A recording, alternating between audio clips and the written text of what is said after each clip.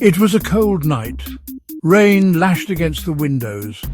I was scrolling through Reddit looking for something to distract me from the storm outside. That's when I saw it, a post titled, "My grandmother's house is haunted." The post was short, just a few sentences long, but something about it sent a chill down my spine. The user claimed that their grandmother's house in the Philippines was haunted by a malevolent spirit. They described strange noises, objects moving on their own, and a feeling of being watched. I clicked on the post, intrigued. The user had included a few grainy photos of the house. It was an old Spanish colonial-era structure with peeling paint and an overgrown garden. The windows were dark and the whole place had an air of sadness and decay. The user went on to explain that their grandmother had passed away recently and that they were now responsible for selling the house. They had tried staying there, but the strange occurrences had become too much to bear. The comments section was filled with a mix of skepticism and fear. Some users dismissed the story as a hoax, while others shared their own experiences with the paranormal. As I read through the comments, I couldn't shake the feeling that there was something more to this story. It was the details, the specificity of the user's account that made it feel so real. I decided to message the user, hoping to learn more about their grandmother's house. To my surprise, they responded almost immediately. They were eager to share their story, and over the next few days we exchanged numerous messages. They told me their grandmother's name was Ailing Nena and that she had lived in the house her entire life.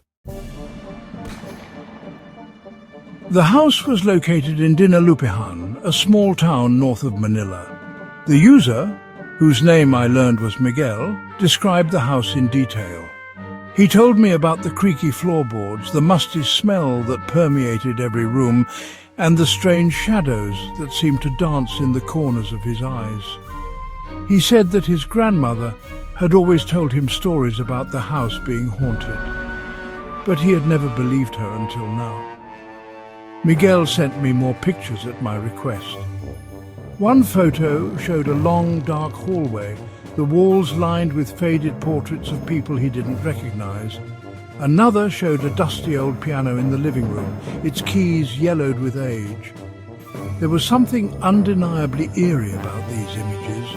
It was like looking into a forgotten world, a place frozen in time. I asked Miguel if he had any theories about who or what might be haunting the house. He hesitated before replying, typing and deleting several messages before finally settling on a response. He said that according to his grandmother, the house was haunted by the spirit of a young woman who had died there tragically many years ago. The woman had been engaged to be married, but her fiancé had broken off the engagement just days before the wedding. Heartbroken and desperate, the young woman had taken her own life in the house. Some say her spirit never left. Miguel told me that his grandmother had always warned him not to disturb the spirit and to always treat the house with respect. Miguel described a particularly chilling experience. He had been staying in the house for a few days, trying to sort through his grandmother's belongings. One night he was awakened by the sound of footsteps in the hallway outside his room. He froze, listening intently. The footsteps were slow and deliberate, like someone was pacing back and forth. He crept out of bed and peered through the keyhole. The hallway was dark, but he could make out a faint figure at the far end. The figure was tall and slender, and it seemed to be wearing a long flowing gown. Miguel watched in terror as the figure glided towards his room, its footsteps silent now. He quickly retreated back into his room, his heart pounding in his chest. He held his breath, listening as the figure stopped outside his door. He could feel its presence, cold and oppressive. For what felt like an eternity, it stood there, just beyond the thin wooden barrier. Then, as suddenly as it had come, the presence was gone. The footsteps resumed, fading down the hallway until there was only silence.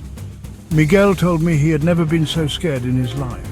He knew then that he couldn't stay in the house any longer. He packed his things and left the next morning, vowing never to return. Intrigued, I decided to do some research of my own. I spent hours scouring the internet for any information about the history of Dinalupihan and its old houses. I found a few articles about the town's Spanish colonial past, but nothing that mentioned anything about a haunted house or a tragic love story. Just as I was about to give up, I stumbled upon an old newspaper article from the early 1900s. The article was a brief account of a young woman who had been found dead in her home in Dinalupihan. The woman's name was Maria, and she had been engaged to be married. The article didn't mention how she died, but it did say that her fiancé had disappeared shortly before her death. I read the article again, my heart racing. Could this be the same woman who haunted Alinnena's house? I sent the article to Miguel, eager to hear his thoughts. He replied a few minutes later, his message a single, chilling sentence. "That's her. That's the woman in the photo." He had sent an additional photo, this one close-up of a tarnished silver locket clutched in a skeletal hand. The inscription on the locket was barely visible, but I could just make out the name Maria.